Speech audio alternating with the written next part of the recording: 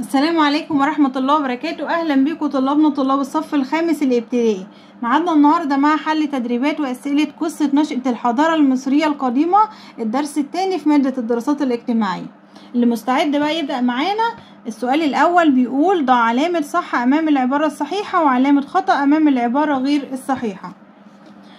العصر العتيق الذي تم فيه توحيد البلاد على يد الملك مينا، أول عصر أخذناه اللي هو العصر القديم جدا العتيق، هو اللي وحدت فيه البلاد على يد الملك مينا. طبعا الإجابة إيه؟ الإجابة صح. أحد العوامل الطبيعية لقيام الحضارة المصرية القديمة من العوامل الطبيعية تنوع المحاصيل الزراعية. طبعا إجابة صحيحة، لأن تنوع المناخ كان من العوامل وده ساعد على تنوع المحاصيل. رقم 3: اهتم ملوك الدولة الوسطى بخوض العديد من المعارك الحربية. ملوك الدولة الوسطى هم اللي عملوا المعارك الحربية ولا ملوك العصر الحديث أو الدولة الحديثة اللي هو عصر المجد الحربي؟ طبعا الإجابة هنا خطأ، مش ملوك الدولة الوسطى، ملوك الدولة الحديثة. امتدت الإمبراطورية المصرية لتضم بلاد الشام والعراق وبنت. كلام صحيح، يبقى كده الإجابة صحيحة. يتميز الجيش المصري بتمسكه بالقيم الأخلاقية في التعامل مع المدنيين والمنشآت المدنية. إجابة صحيحة، لأن الجيش المصري تميز بالأخلاق. تتميز القرية الفرعونية أنها متحف مفتوح يعرض ملامح الحياة المصرية القديمة. كل الكلام متفقين عليه، يبقى الإجابة صحيحة. السؤال اللي بعد كده: اختر الإجابة الصحيحة مما بين الأقواس. نشأ الجيش المصري القديم في عهد الملك نقط. الجيش المصري القديم كان في عهد الملك تحتمس الثالث ولا رمسيس الثاني ولا خوفو ولا نعرمر؟ طبعا الملك نعرمر. لو قال لك جيش يبقى الملك نعرمر، انما لو اتكلم عن الإمبراطورية الكبيرة اللي حصلت فده في عهد الملك تحتمس الثالث. عاش المصري القديم في بداية حياته فوق نقط. كان عايش فوق الجبال ولا الهضاب ولا التلال ولا السهول؟ طبعا الهضاب. سكن المصري القديم قبل نزوله لوادي النيل. ساعة كان في الهضاب كان بيسكن في المدن ولا الكهوف ولا القرى ولا الأقاليم؟ الكهوف. لعب نهر النيل دورا نقط. دور نهر النيل في حياة المصري القديم كمصدر للحياة كان دوره سياسي ولا اقتصادي ولا ديني ولا اجتماعي؟ طبعا للنهر النيل دور في التجارة، لأن كان في تواصل ما بين الدول عن طريق نهر النيل، والتجارة طبعا بتكون في المجال الاقتصادي. أحد العوامل البشرية لقيام الحضارة. العوامل البشرية، نهر النيل لا طبعا ده عامل طبيعي. الجيش القوي طبعا من غير ما اكمل، الجيش القوي. 6: العامل الذي ساعد المصري القديم في صناعة أدواته. كان المصري القديم بيصنع أدواته من ايه؟ من نهر النيل ولا الثروات المعدنية؟ طبعا الثروات المعدنية. اهتم الملوك بإقامة العديد من المشروعات في عهد الدولة نقط. المشروعات الاقتصادية كان في عهد الدولة القديمة ولا الوسطى ولا الحديثة ولا العصر العتيق؟ طبعا الدولة الوسطى. تقع القرية الفرعونية في محافظة القاهرة ولا الجيزة ولا الإسكندرية ولا الأقصر؟ الجيزة. اكتب ما تشير إليه العبارات التالية. مصطلح علمي: تعد متحفا مفتوحا يعرض ملامح الحضارة المصرية القديمة. مين اللي كانت متحف مفتوح؟ لسه قايلين الإجابة هنا القرية الفرعونية.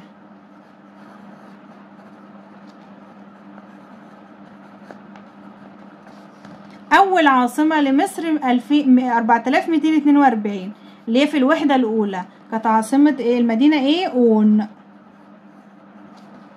الاسم الذي أطلق على عصر الدولة القديمة اسمه عصر عصر بناة الأهرام. عصر عانت فيه البلاد من التفكك والاحتلال، آخر عصر اللي هو العصر المتأخر. عصر بدأ بتوحيد البلاد على يد الملك مينا. العصر اللي بدأ بالملك مينا هو العصر الايه؟ العصر العتيق.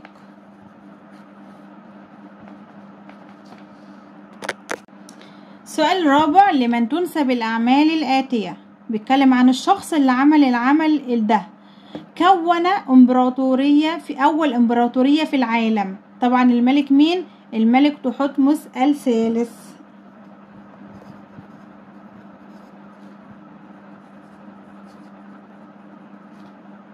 سجل على مقبرته في أبيدوس ما يدل على تمسك المصري القديم بالقيم الأخلاقية. طبعا اللي سجل على مقبرته اللي بيخص الجيش هو ويني. حاكم مدينة طيبة اللي هي الأقصر حاليا، واستطاع توحيد البلاد عام 3200 قبل الميلاد. مين حاكم مدينة طيبة ومين اللي وحد البلاد؟ الملك طبعا مينا. حدد المختلف في العبارات التالية. هنقول طبعا الأربع نقط اللي مديهمني وهطلع اللي مختلف عنهم. نهر النيل، الثروات المعدنية، الحكومة المركزية، موقع مصر. هنا عندنا 3 حاجات من العوامل الطبيعية. نهر النيل عامل طبيعي، كمان الثروات المعدنية، كمان موقع مصر. يبقى اللي مختلف هنا في العوامل البشرية هي الحكومة المركزية. رقم 2، جيش قوي، كفاح المصري، الحكومة المركزية، مناخ مصر. هنا بقى هيختلف، هنا مديني ال3 عوامل بشرية والرابعة هي اللي عامل طبيعي. جيش قوي بشرية، كفاح المصري بشرية، الحكومة المركزية بشرية، أما المناخ فده العامل الوحيد اللي هنا الطبيعي. رقم 3، نعرمر، تحتمس، ويني، خوفو. طبعا هنا نعرمر ده ملك، تحتمس ملك، خوفو ملك، اما ويني فده احد قادة الجيش في الاسرة السادسة، يبقى ده قائد جيش، اما الباقي فهم ملوك. اون، نخب، القاهرة، بوتو. طبعا اون ونخب وبوتو دول العواصم بتاع البلاد في الحضارة المصرية القديمة. اما القاهرة فده محافظة القاهرة اللي هي العاصمة بتاعتنا دلوقتي. السؤال السادس، بما تفسر أهمية نهر النيل بالنسبة للحضارة المصرية القديمة. ايه أهمية نهر النيل او ايه دور نهر النيل في الحضارة؟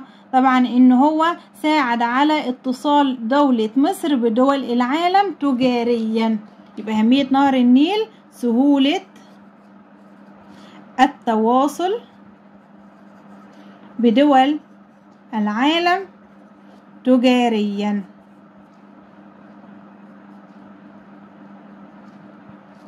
كمان ممكن نقول ان هو ساعد على استقرار المصري القديم.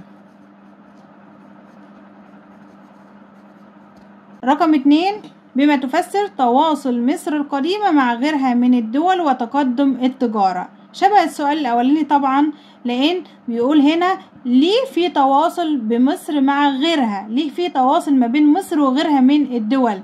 طبعا بسبب مين بقى؟ بسبب وجود نهر النيل. وجود نهر النيل. أهمية وجود جيش قوي.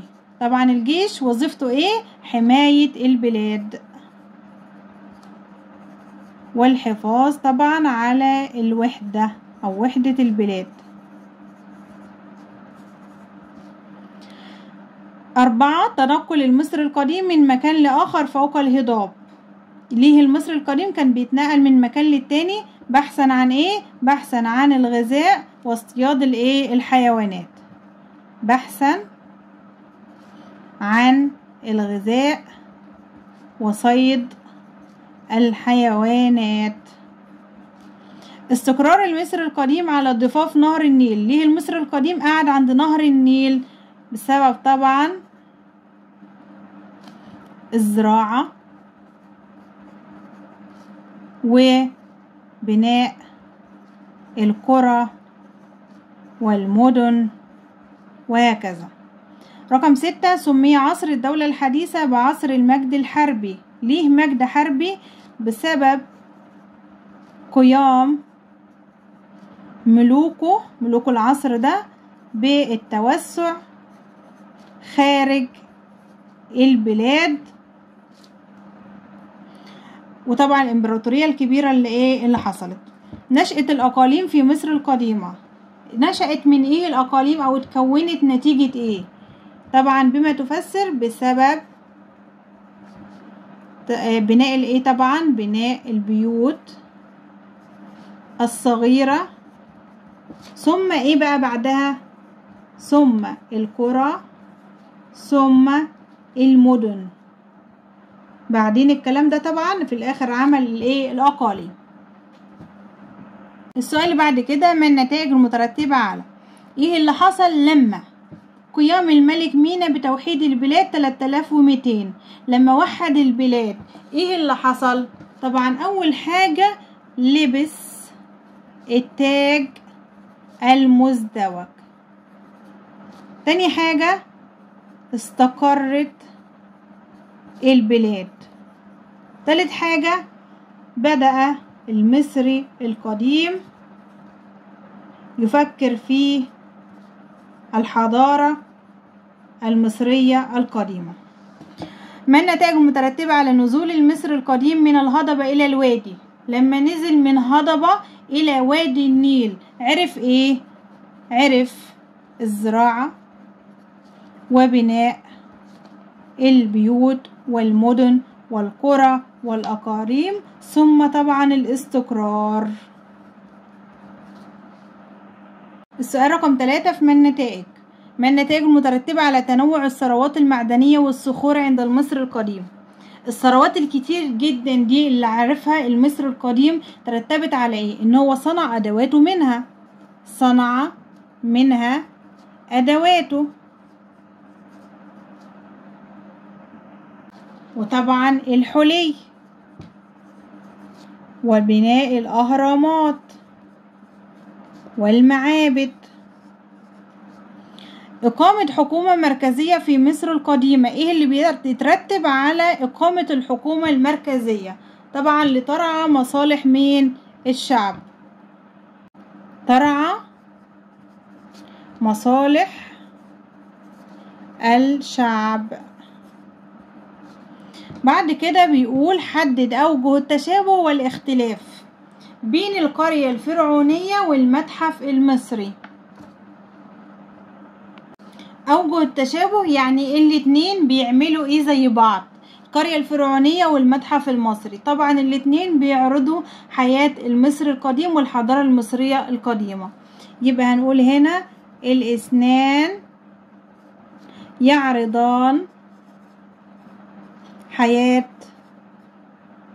المصري القديم أو الحضارة المصرية القديمة، حياة المصري القديم وحضارته.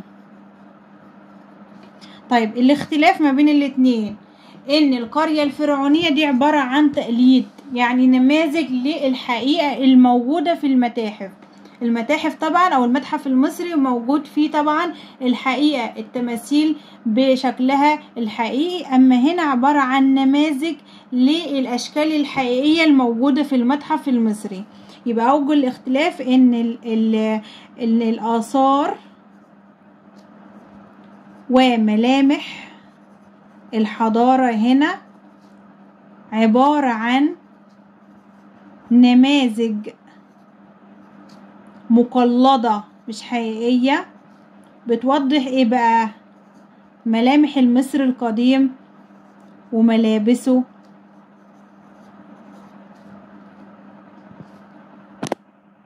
وعاداته وتقاليده وهكذا. أما المتحف المصري بقى فده عبارة عن حقيقة لما قدمه المصري القديم من حضارة، يعني بيعرض ملامح الحياة المصرية الحقيقية. بعدين بيقول قارن بين مملكة الشمال ومملكة الجنوب. قول لي الشبه والاختلاف. الشبه ما بين مملكة الشمال والجنوب ان الاتنين مالهم؟ ان الاتنين طبعا جزء من ارض مصر، والاتنين وحدهم الملك مينا. يبقى التشابه ما بين الاتنين ان الاثنان وحدهما الملك مينا، ويعتبران أو ويعتبر جزء، الاتنين يعني جزء من أرض مصر. أما الاختلاف فهو المقارنة. الاختلاف إن المدينة هنا أو العاصمة هنا تختلف عن هنا، الشعار يختلف، المعبود يختلف، كمان لون التاج بيختلف. فلو قلنا هنا المدينة أو العاصمة بوتو، أما هنا فالعاصمة نخب. طيب هنا المعبود ثعبان الكبرى، هنا المعبود أنثى النسر، هنا الشعار نبات البردي، وهنا الشعار زهرة اللوتس. هنا لون التاج أحمر، وهنا لون التاج أبيض. كده أنا جبت كل الاختلاف ما بين المملكتين. رقم 3 بين العصر المتأخر والعصر العتيق. قولي ايه الشبه ما بين العصر المتأخر والعصر العتيق؟ التشابه ما بين الاتنين ان العصر المتأخر والعصر العتيق الاتنين عصور مرت بيهم الدولة المصرية القديمة، يبقى الاتنين عبارة عن عصور في الحياة المصرية القديمة. اما الاختلاف ان العصر المتأخر ده فترة ضعف واحتلال وتأخر، اما العصر العتيق فده عبارة عن فترة استقرار لما توحدت البلاد على ايد طبعا الملك مينا. طيب ماذا يحدث اذا لو ما حصلتش الحاجة دي كان ايه اللي هيحصل؟ لو لم يجري نهر النيل في مصر، ما كانش فيه نهر النيل، كان ايه اللي يحصل؟ لم يعرف الإنسان المصري القديم الزراعة، كانش هيعرف يزرع، وبالتالي لم يبني البيوت ولم يحدث استقرار. بعد كده يحل الجفاف.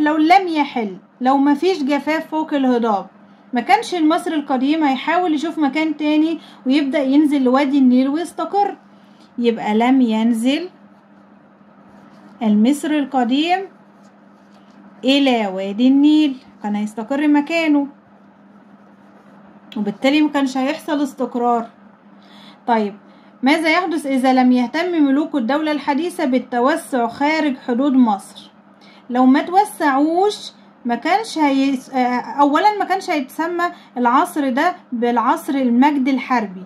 2 ما كانش هيقدروا يعملوا الإمبراطورية الكبيرة اللي اتعملت في عهد الملك تحتمس الثالث. يبقى أولا هنقول إيه؟ لو ما اهتمش الملوك في الوقت ده بالتوسع لم يسمى أو لما سمي هذا العصر بالمجد الحربي. ما كناش هنسميه مجد حربي لأنه مش هيبقى فيه حروب. ولم يستطيع المصريون القدماء قيام إمبراطورية كبيرة زي اللي حصلت طبعا في عهد الملك تحتمس الثالث. بكده بقى يا حبايبي نكون خلصنا مع بعض أسئلة درس قصة نشأة الحضارة المصرية القديمة. أتمنى تكونوا استفدتوا من الأسئلة ومن فيديو النهاردة، واستنوني إن شاء الله في أسئلة اختبر نفسك. ذاكروا كويس جدا واستعدوا، والسلام عليكم ورحمة الله وبركاته.